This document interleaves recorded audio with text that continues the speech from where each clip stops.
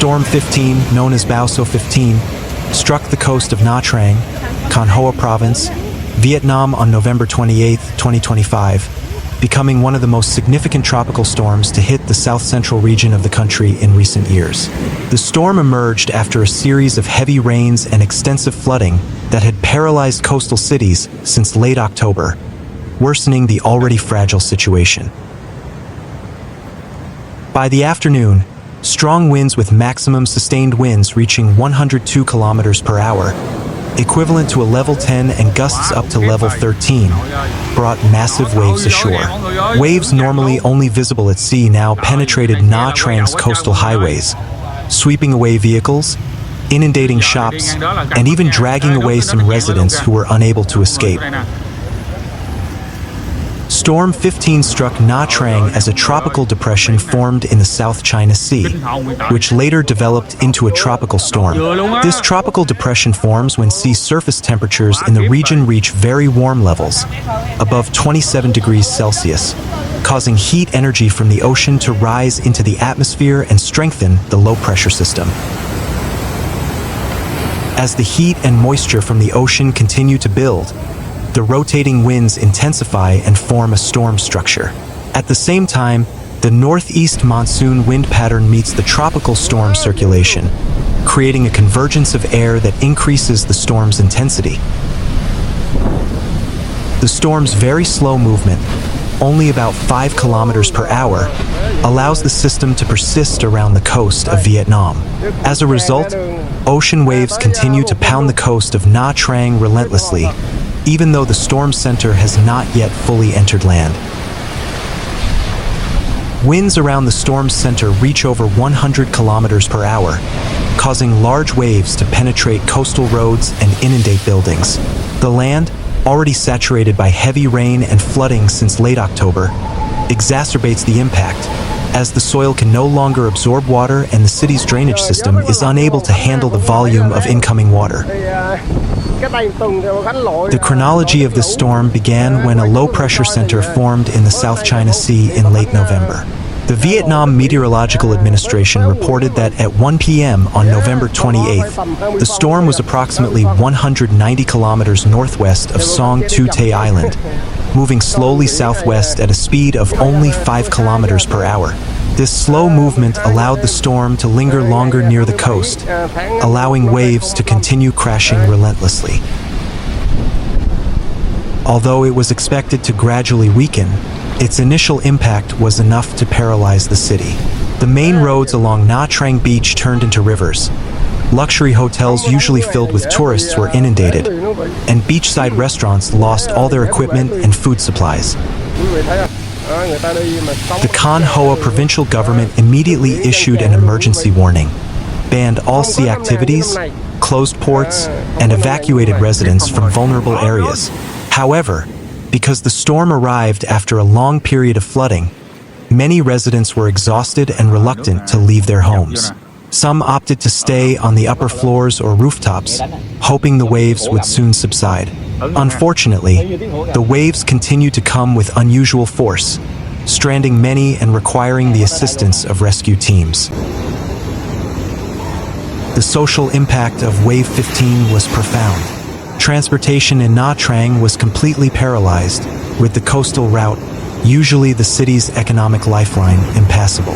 Buses and private cars were stuck in floodwaters, while motorbikes, the primary mode of transportation, were swept away by the current. Power was cut off in several districts, disrupting communications and complicating evacuation coordination. Economic losses were estimated to reach tens of trillions of dong, particularly in the city's tourism sector. Major hotels reported damage to electrical systems, air conditioning systems, and interiors submerged in saltwater. Restaurants and small shops lost stock, while fishermen were unable to go to sea as waves as high as 3 to 5 meters battered their boats. Beyond material losses, the storm also caused psychological trauma for residents. Many families who had just recovered from the devastating floods of early November now faced new threats. Children were terrified by the waves entering the streets, while parents struggled to keep their families safe. Some residents reported that the sound of the wind and waves crashing against buildings made the nights feel long and anxious. In terms of infrastructure, this storm highlighted the weaknesses of Nha Trang's drainage and coastal protection systems. The city, which is rapidly developing as an international tourist destination, lacks adequate seawalls to withstand large waves. Existing drainage channels are unable to accommodate the volume of rain and seawater entering simultaneously, resulting in rapid flooding. The coastal highway, built to support tourism, has instead become the main route for seawater to enter the city. Reflections from this event demonstrate that tropical coastal cities like Nha Trang are highly vulnerable to the combination of tropical storms, extreme rainfall, and high tides. Even if the storm does not fully make landfall, the large waves are enough to paralyze the city.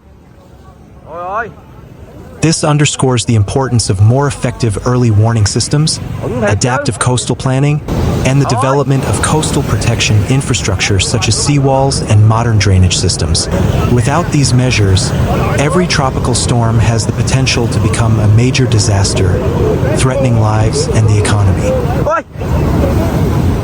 Regionally, Wave 15 is part of a pattern of extreme weather that could hit Southeast Asia in late 2025. Global climate change is believed to be intensifying tropical storms in the South China Sea, with higher sea surface temperatures providing additional energy for storm formation.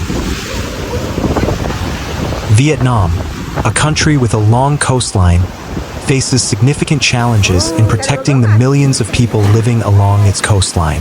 Nha Trang, traditionally known as a tourist city with beautiful beaches, has now become a symbol of its vulnerability to natural disasters. The Vietnamese central government has promised to allocate special funds to improve coastal infrastructure and assist affected residents.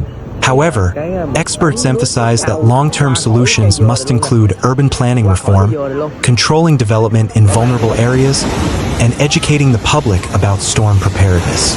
Without fundamental changes, each subsequent major wave will continue to bring the same sad story. Wave 15 in Nha Trang was not just a meteorological event. It was also a stark reminder of the fragile relationship between humans and nature.